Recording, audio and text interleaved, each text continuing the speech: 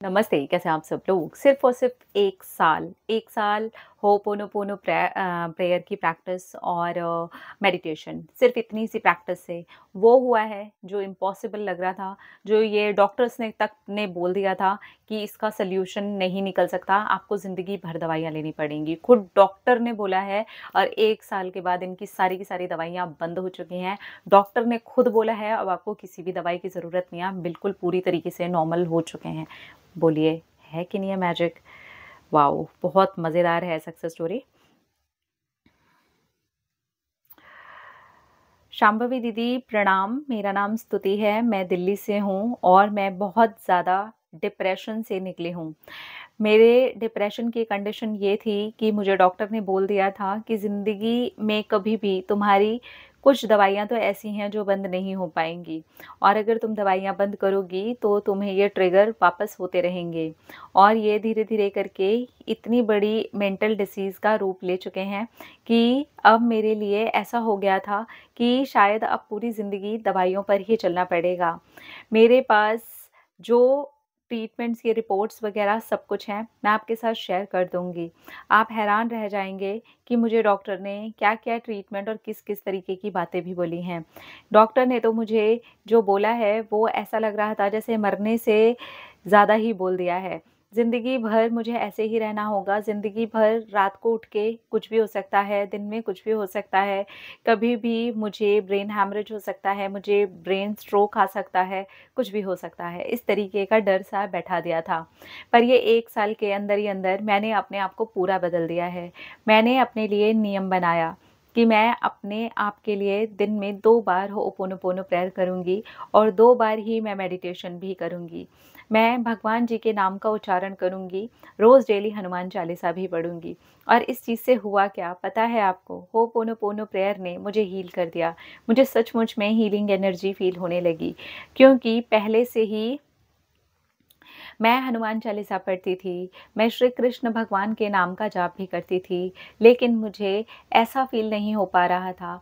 जब मेरी खुद की एनर्जी हाई होने लगी, तो मैंने ये महसूस किया मेरी भक्ति के अंदर भी वो एनर्जी बढ़ रही है और मेरी धीरे-धीरे करके दवाइयाँ खाने की इच्छा ही कम हो रही है।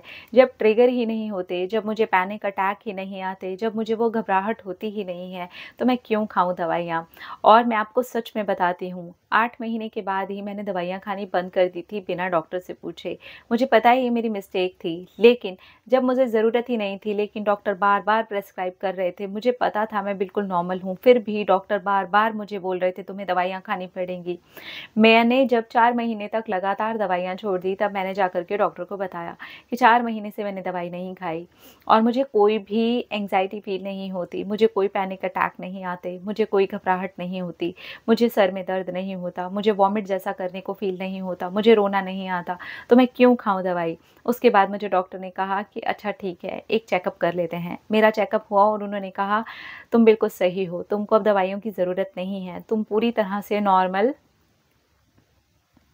हो चुकी हो। जो मैंने पहले प्रिस्क्राइब करके दी हैं दवाइयाँ, तुम उन्हें डिस्पोज़ कर देना। अब उन दवाइयों को मत खाना। अगर कभी ज़रूरत पड़ेगी तो तुम वापस मुझे दिखाने के लिए आना, क्योंकि हो सकता है मुझे कोई और दवाई तुमको प्रिस्क्राइब करनी पड़े। पर फ़िलहाल अभी तुमको दवाई खाने की कोई ज़रूरत नहीं है।" तब मैंने डॉक्टर से भी कहा कि मुझे 4 महीने से ही ऐसा लग रहा है, इसीलिए मैंने दवाई खाना बंद कर दिया था। तब मुझे थोड़ा-सा डॉक्टर ने डाँटा भी। मुझे पता है कि खुद से ऐसा डिसीज़न नहीं लेना था। लेकिन शांभवी दीदी आप समझो, वो दवाइयाँ मुझे सुला देती थीं। मुझे हर वक़्त ऐसे लगता रहता था जैसे मैं एक नशे में हूँ, इसलिए मैंने वो दवाइयाँ लेनी बंद कर दी थीं। और अगर किसी को भी डिप्रेशन में से बाहर आना है, तो वो ये ज़रूर करे जो मैंने किया था। दिन में 2 बार होपोनोपोनो प्रेयर, एक सुबह और एक रात को सोने के पहले और दिन में 2 बार मैंने मेडिटेशन भी की थी। सुबह उठते ही 5 मिनट तक मैं एकदम शांत बैठती थी अपने साथ में और रात को सोने के पहले भी मैं शांति से अपने साथ बैठ कर के सो जाती थी। इसमें मैंने हनुमान चालीसा डेली पढ़ी है और अपने लिए श्री कृष्ण नाम का जाप भी किया है। इन सब चीज़ों ने मिल करके मुझे अंदर तक हील कर दिया है और अब मेरी सारी ही दवाइयाँ छूट गई हैं। जिसके लिए डॉक्टर ने कहा था कि ज़िंदगी भर भी खानी पड़ेगी, वो दवाइयाँ भी खुद डॉक्टर ने मुझे मना किया है खाने के लिए। Thank you so much Shambhavi दीदी, thank you so much Bajrangbali, thank you so much Shri Krishna भगवान, thank you ho'oponopono prayer, thank you मेरी मेडिटेशन, थैंक यू मेरे डेडिकेशन से किया हुआ मेरे ऊपर काम। मैं अपने आप को भी लाख बार थैंक यू कहती हूँ। Thank you so much. ओहो क्या बात है, congratulations, I am really very happy for you कि आपका डिप्रेशन जड़ से ख़त्म हो गया है।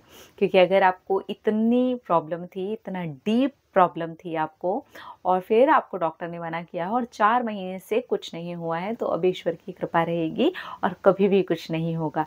आप इन चीज़ों को भी कंटिन्यू कीजिए। और ये मैं सब लोगों से रिक्वेस्ट करना चाहूँगी, प्लीज़ डॉक्टर से बिना पूछे अपना वापस से जाके वहाँ पे दिखा के, चाहे आप दूसरी जगह चाहे चेक करवा लें, उसके बाद ही अपनी दवाइयाँ वगैरह रोकें, इलाज रोकें, अपने मन से ना रोकें, प्लीज़ प्लीज़, ये रिक्वेस्ट है। ठीक है, इन्होंने रोक दिया, इन्होंने जो जैसे लिख करके भेजा मैंने एज इट इज़ आप लोगों के साथ में शेयर किया है, लेकिन अपने मन से दवाइयाँ या ट्रीटमेंट रोकना सही नहीं है।